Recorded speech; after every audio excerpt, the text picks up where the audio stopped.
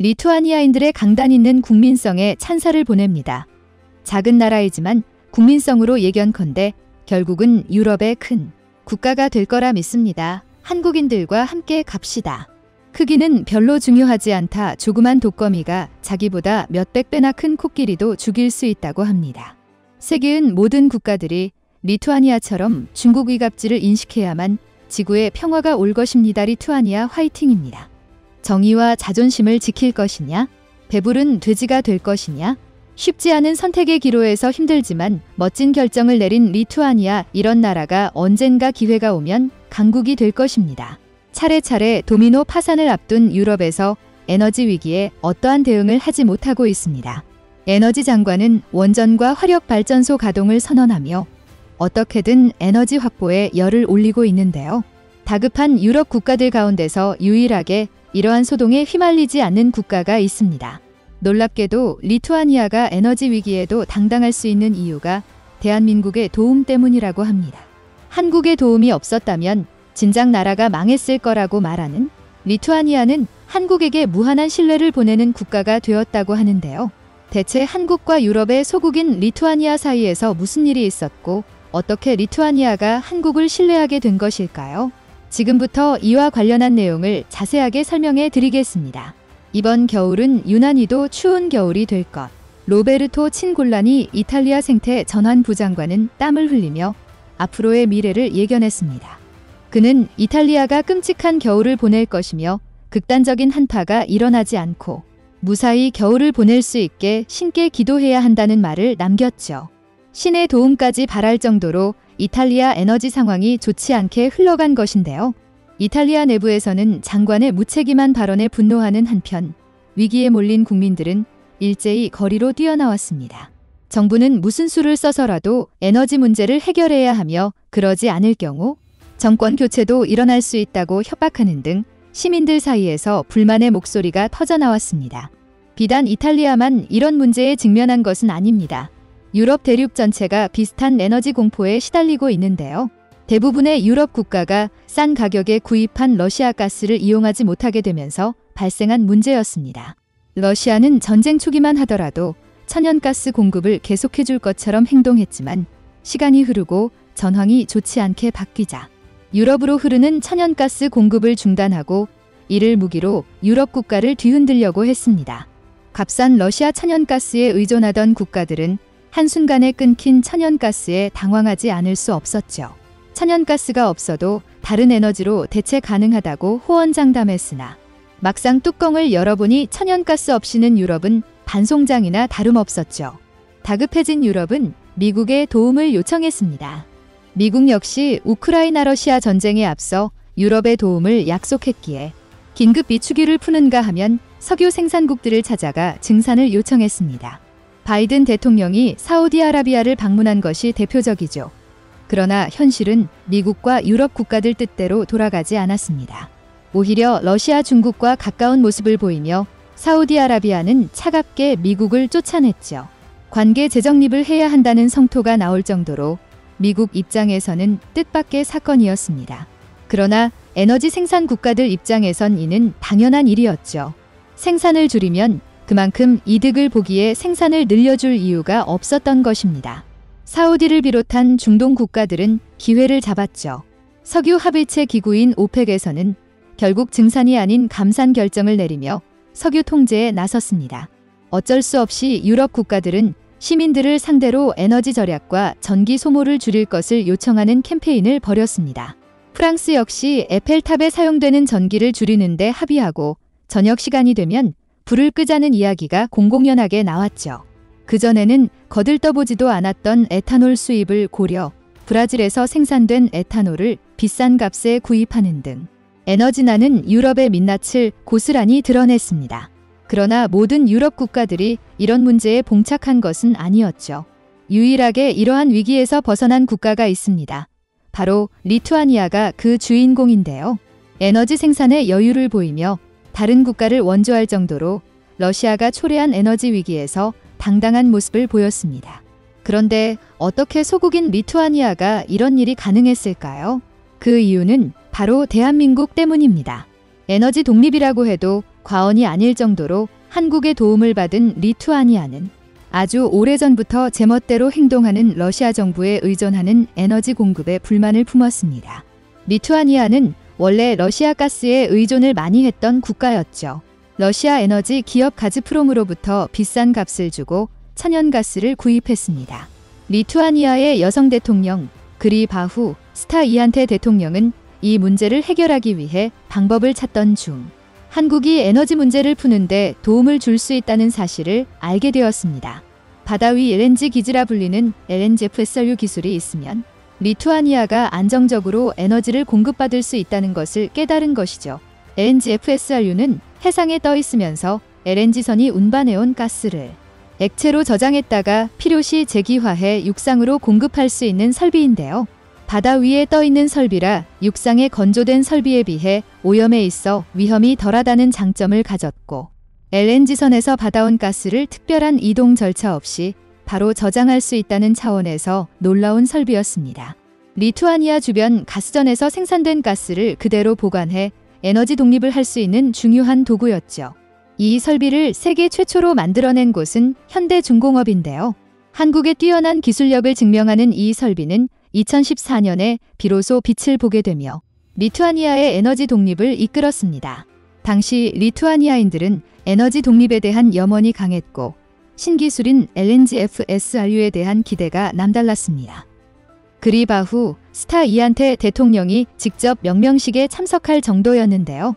보통 제작을 의뢰한 선주가 이름을 붙이는 것이 일반적인데 대통령이 직접 행사에 참여해 이름을 붙이는 것은 이례적인 일이었죠. 그리바후 스타이한테 대통령은 이 설비에 인디펜던스라 이름을 붙였는데요. 에너지 독립의 염원을 담은 소원이었습니다. 놀랍게도 단 몇 년 만에 리투아니아는 러시아 에너지 의존을 끊고 소원대로 에너지 독립을 하게 됩니다. 그 결과 러시아에 휘둘리지 않고 독립적인 에너지 정책을 펼치게 되었죠. 리투아니아 가스 전송 시스템 공동 그리드 엠버 그리드의 데이터에 따르면 4월 기준 리투아니아 벨라루스 간 상호 연결을 통해 들어온 러시아 가스 수치가 0mWh를 기록했습니다.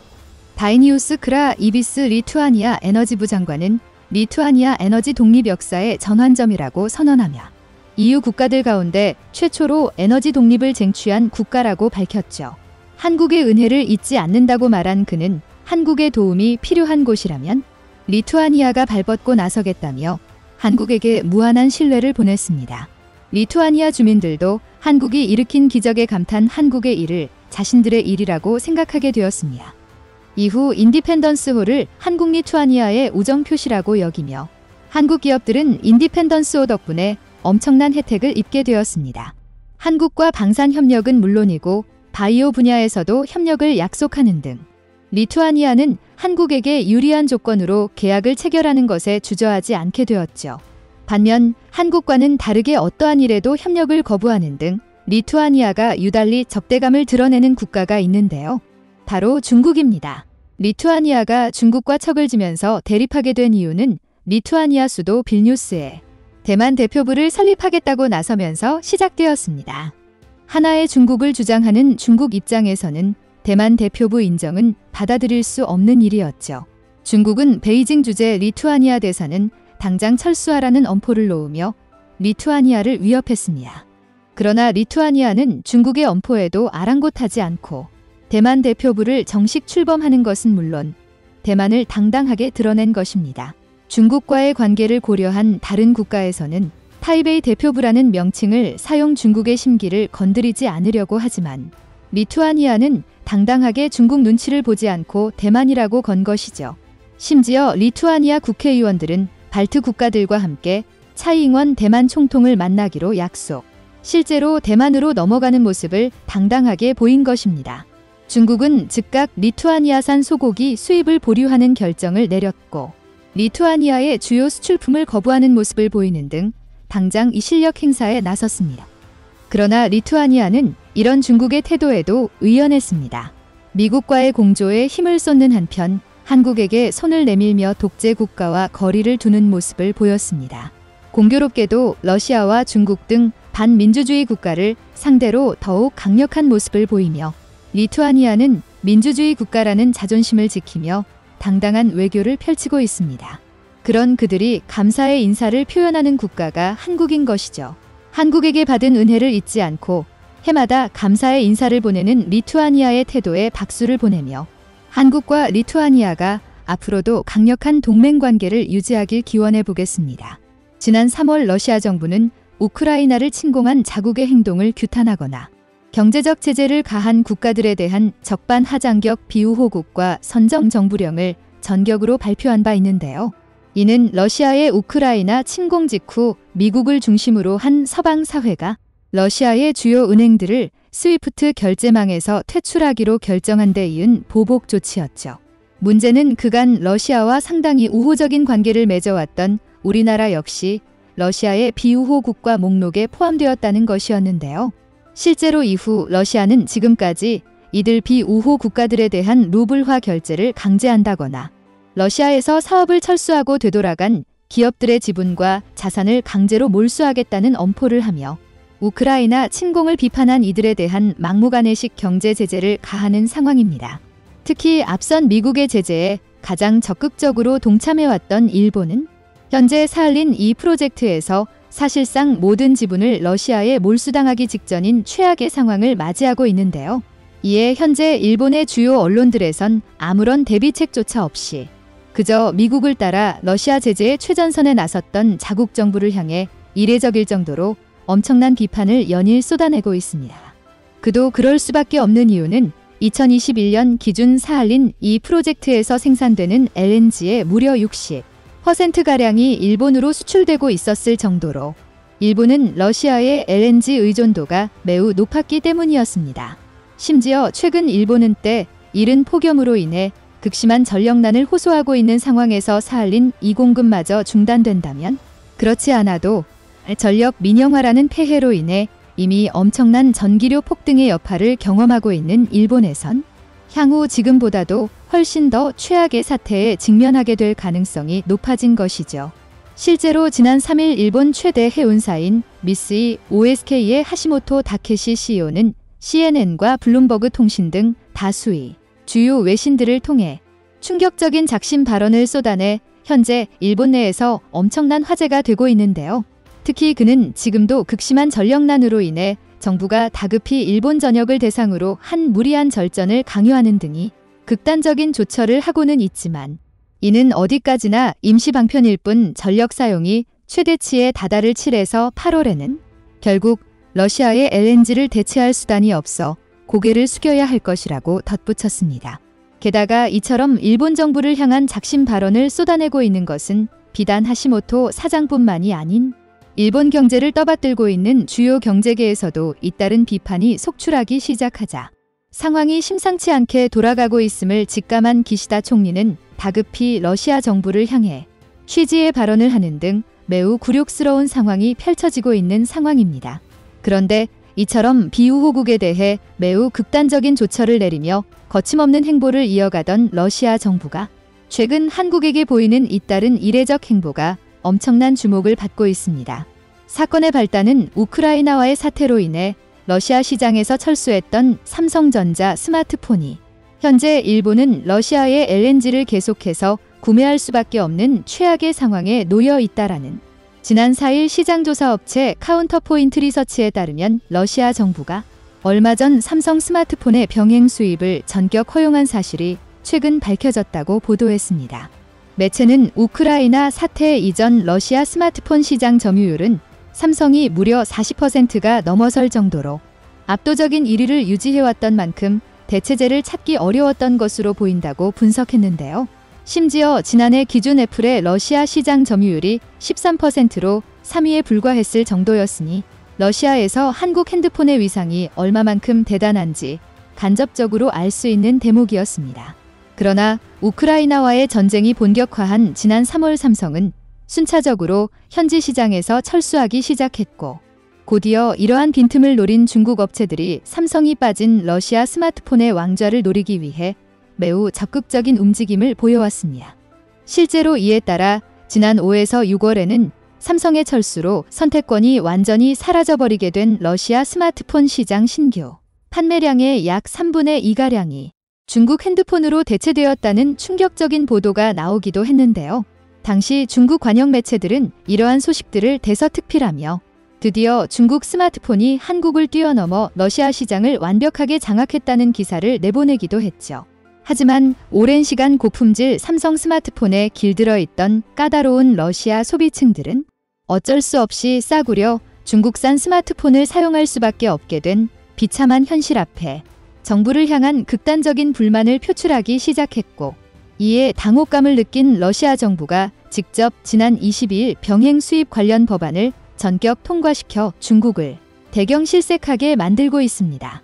심지어 병행 수입 제품의 경우 타국을 거쳐 수입되는 것이기에 삼성이 공식적으로 AS 서비스를 지원하지 않는다는 엄청난 단점이 있음에도 불구하고 현재 수많은 러시아 국민들은 중국산 제품을 쓰느니 차라리 애즈가 안 되는 병행 수입 삼성폰을 쓰는 것이 낫다는 파격적인 선택을 내리고 있었던 것이었습니다. 그런데 여기에서 우리가 현재 눈여겨봐야 할 점은 러시아 정부가 직접 승인한 이번 병행 수입 관련 허용이 동북아시아에서 같은 비우호국으로 분류된 일본과 매우 극명한 온도 차를 보인다는 것이었습니다. 이에 전문가들은 향후 러시아 전쟁이 끝나고 본격적인 안정화 시기가 찾아오게 될 것을 대비하기 위한 러시아의 점진적인 포석이 아니냐는 분석을 조심스럽게 내놓고 있는 상황인데요. 특히 최근 러시아의 주요 기업들이 정부의 비우호국 설정에도 불구하고 한국과의 경제 협력을 대폭 늘리고 있는 모습들이 속속 등장하기 시작하며 이 같은 분석들에 본격적으로 힘을 실어주고 있습니다.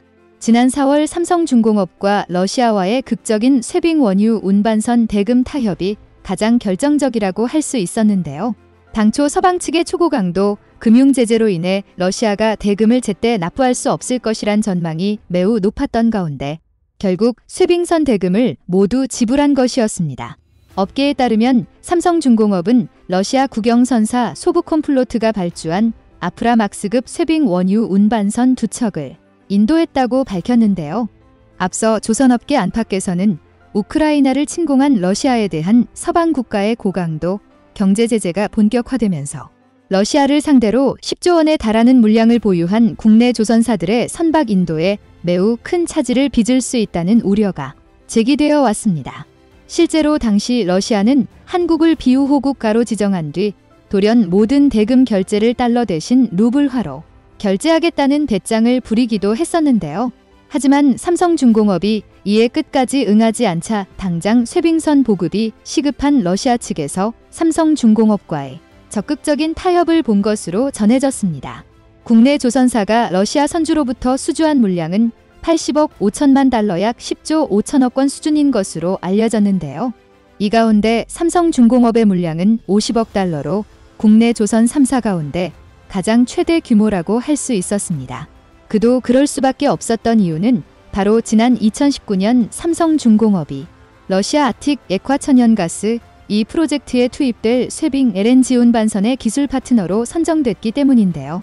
결과적으로 러시아가 이처럼 다급히 대금을 지불하며 선박 수령에 나선 것은 한국산 쇠빙선 때문이었다고 할 수 있었던 것이었습니다.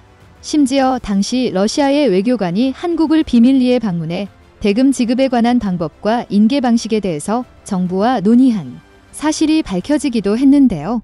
타스틱 SS통신에 따르면 당시 인천공항으로 입국한 러시아 외교관이 한국 쇠빙선 항목만 금수 조치를 전격 해제할 것을 약속했다고 보도했습니다. 그뿐만 아니라 향후 한국 조선사들이 러시아로부터 수주한 LNG선을 비롯한 쇠빙선 관련한 품목에 대해서 순차적으로 제한을 해제할 것이며 대금 납부 역시 루블화가 아닌 다른 방법을 통해 지불할 것을 약속했다고 전했습니다. 그런데 러시아는 왜 이토록 다른 비우호국 기자들에게 대하는 극단적인 태도와 다르게 한국의 쇠빙선을 최우선으로 확보하려 혈안이 돼 있는 것일까요?